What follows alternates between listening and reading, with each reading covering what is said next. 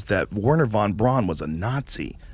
They hired a bunch of Nazis to run the space program. It was called Operation Paperclip. And what Operation Paperclip was they took a bunch of Nazi scientists and relocated them to the United States. We lost some of them to Russia. Russia scooped up some of them. But when we ended the World War II and Nazi Germany collapsed, we went in and took the scientists. Well, Wernher von Braun was the head of a rocket factory in Berlin, where they used to hang the 5 slowest Jews in front of the rocket factory for all the other workers to see.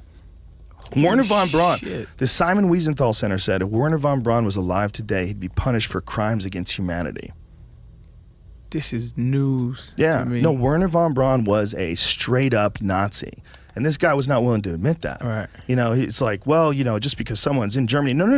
No, he was a Nazi. He was a Nazi. Whether or not he actually killed anybody, maybe he had to be a Nazi. Right. I mean, we're not saying that, look, if you're fucked and you're in this neighborhood and that it overcomes the entire neighborhood, you want to keep your family alive, so you put that thing on your jacket sleeve, you put that swastika on, and you see Heil like everybody else. Maybe you're not really a Nazi ideologically. Maybe you're not a Nazi in your heart. Maybe you're just trying to stay alive. That's entirely possible too. But he was a Nazi. He was a fucking Nazi. And they had slaves that were running rocket factories in Berlin where they were figuring out how to make rockets. That's brand new. I need to. Yeah. Operation Paperclip. Cold War, President Truman authorized Operation Paperclip in August of 1945. The U.S. Army secretly admitted 88 German scientists and engineers to help in development of rocket technology, including Wernher von Braun, Arthur Rudolph, and Hubertus Strugold. Hubertus. That's a great name. It's not a great name, bro. Bring that back. Hubertus. If you have a fucking stud kid who's like one of the strongest men in the world, his name is Hubertus. He's named after that's a my Nazi. son, Hubertus. Fuck that. Oh, that's true. That's true. He was named after a Nazi. So there was like something in the debate that guy was not willing to admit, which made me even more skeptical that he was right about the other stuff. The other thing was that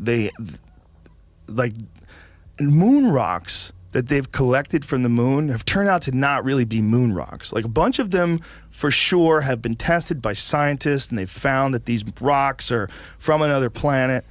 But there was a rock that they gave to whoever's the head of Holland, and it was personally given with a plaque by Neil Armstrong, Buzz Aldrin, and Michael Collins, and it turned out to be petrified wood. Moon rock given to Holland by Neil Armstrong and Buzz Aldrin is fake. It's a moon rock given to the Dutch Prime Minister by the Apollo 11 astronauts in 1969, turned out to be a fake. So they were giving people pieces of petrified wood saying, this is for you, we went to the moon, God bless America. With 308,000 euros. Now, there's a bunch of possibilities, okay? Let's just be honest about this, because this story is from 2009. It's entirely possible that between 1969... there's multiple sources, but that's the Telegraph. That's a legit newspaper. But you got to trace the source. For sure. What I'm saying is that it's entirely possible that someone stole that moon rock and replaced it with that. That's possible. All right. That's possible. Or it's possible they just had some fake rocks. Here's the thing. Bill Clinton had a quote in his book, in one of his books.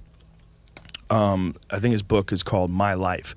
And he had a quote about the moon landing and a story about him having this conversation with a carpenter. And that this carpenter said that he didn't believe the moon landing. He goes, them television fellers, they can make anything look real. And he said, this is a quote in Bill Clinton's fucking book. He said, back then I thought that guy was a quack. But or a crank, whatever, crazy person. But after 8 years in the White House, I was wondering if he wasn't ahead of his time. Oh, wow. This is a guy that was the fucking president of the United States. And he's talking specifically about an old carpenter telling him the moon landing was fake. And then he says, I wondered after 8 years in the White House if that guy wasn't ahead of his time. Causation, correlation. Yeah. No, look, could be bullshit. Yeah. Could be bullshit. 100%. It could be just a good story. But I think that's the thing about conspiracy theories. Is like they lead you on all these dead-end chases. Oh, yeah. So to the long answer of your question, that's where I stood on this whole moon landing thing. That's why I came around to thinking it a different way. Right. I was way too convinced that I was right. Right. I'm like, I'm convinced I was right, but it's fucking real low levels of understanding of any of the science of this stuff. Yeah, I think You that's know? the problem is, as a society, we're so scientifically illiterate, Mhm. you know, and that causes so much room for speculation. And you're kind of a prisoner of people who are masters of their craft. You're kind of a prisoner to their quote unquote agenda. I don't want to put that bad of a term on it, but you're kind of prisoner of that because we don't have any choice but to take their word for it, Right. or to pursue it yourself. Right, to learn about what they're talking about yourself, to Yeah. know if they're right or not.